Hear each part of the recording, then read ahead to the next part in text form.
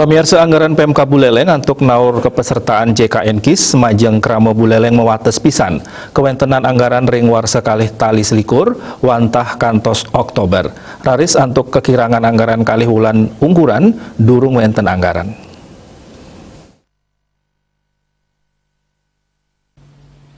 Parindikan inucap ke Parumanang ring rapat terbatas pantaraning lembaga legislatif dan eksekutif Nelintang.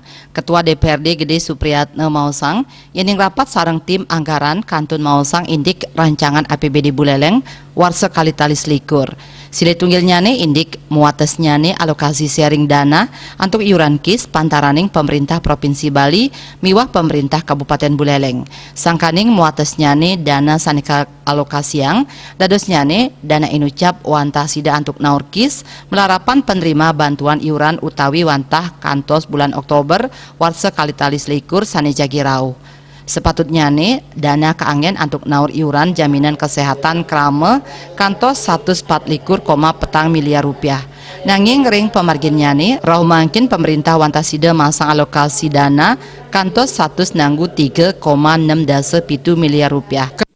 Sehingga kita menarik anggaran yang sudah kita programkan itu sudah 10 miliar untuk menutupi kekurangan jalan program yang sudah diprogramkan lewat BKK yang sifatnya umum, karena yang sudah umum ini sudah menyebar di semua SKPD sehingga itu yang dipakai. Terus sisanya adalah dengan menaikkan asumsi ataupun proyeksi daripada pendapatan.